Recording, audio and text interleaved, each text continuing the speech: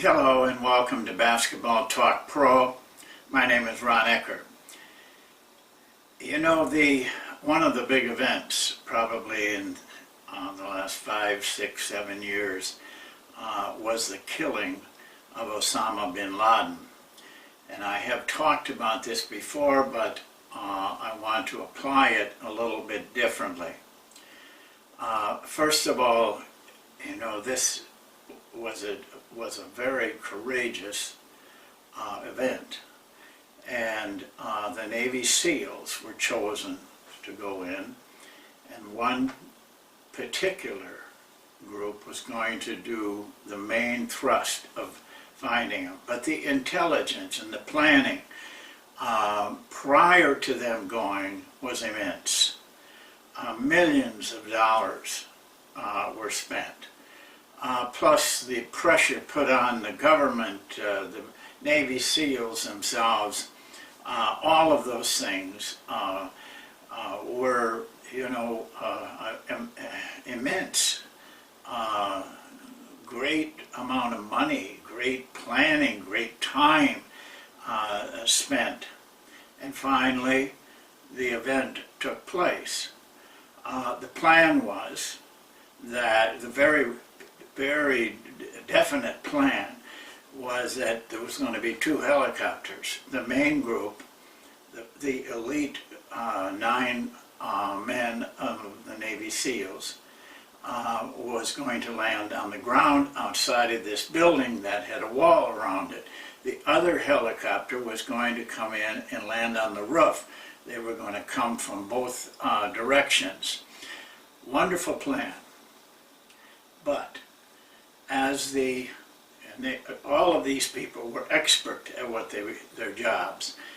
As the helicopter tried to land on the other side of the fence so the Navy SEALs who were in the helicopter could get out and make the attack. Well, just as they were landing, a gust of wind came, blew the helicopter onto the wall. They crashed.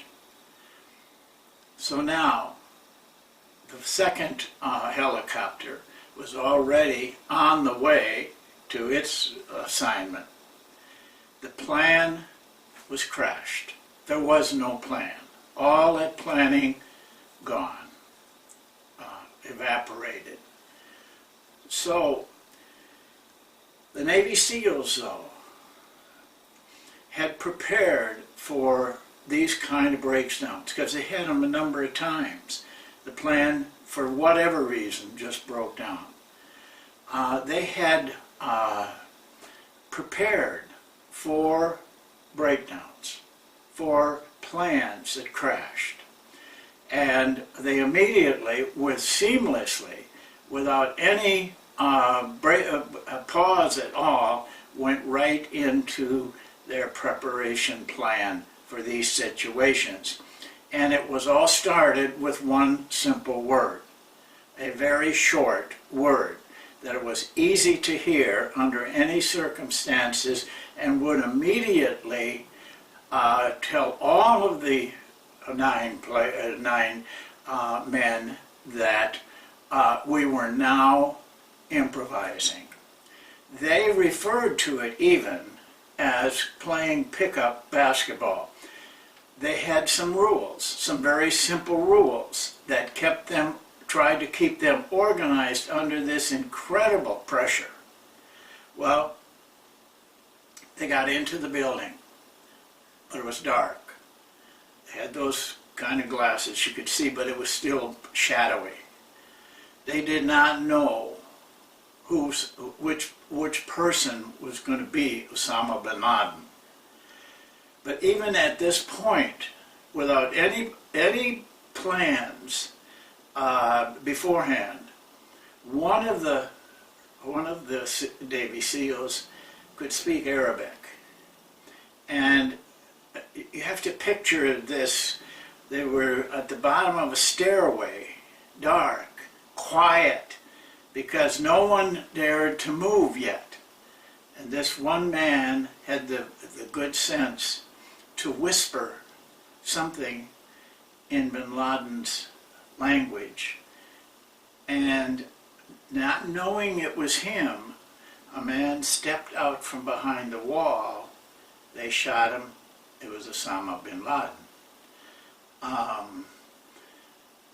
And then, of course, came all of the hoopla that it had happened.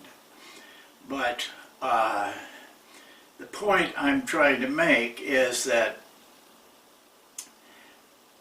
this is very similar to what we call the third element. As coaches, we may plan meticulously for a game. I mean, I've seen this happen. I've done it myself. And but one little simple thing happens. A key player gets 2 fouls in the first 4 minutes of the game, has to be taken out. Now the plan goes awry. And what do? Well, the secret to it is just what the Navy SEALs had figured out prior, and that was to improvise. But not improvise just helter-skelter, but to improvise with some formation, some type of organization of the group. And because the Navy SEALs could do that, they took a broken plan, a situation they could have all gotten killed because the helicopter was on the wall, and turned it into a very successful mission. As basketball coaches, we have to do the same thing. I see so many situations when, even in the NBA, and you can watch them on television, the plan goes wrong, fouls, the guy gets hurt, so-and-so can't make a shot, the ones they've been depending on, they were calling the plays for, and all of a sudden you've got chaos. You can look into their eyes. It's empty. They are empty. They're paralyzed because the plan that they perfected was shot. So now what? Well, this is the lesson that we have to learn from this. If you plan and prepare correctly, and you have a plan for situations where the breakdown is, you've got a chance of succeeding. You should be cognizant of losing players. What if we do lose that player? What are we going to do? I mean, I've watched games where I've just seen coaches almost give up and just say, what can I do? Well, if you had planned, there was a lot of things you could do. Improvising is a remarkable situation where players work on their own. But if they can have some form of organization like rules, then they can work together as a team like the Navy SEALs did in this situation. Your chances of success are enhanced incredibly. So don't go into games, don't go into seasons without believing that there's going to be nights, and maybe many of them, when your plans are no good anymore. And what are you going to do? Have a way, be prepared for those situations, and it may win you some games that you would have lost. Well, that's it for today. Thank you for being a part of Basketball Talk Pro. Our next session is going to be on defensive rebounding. It's the third pillar in our 3 pillars of defense.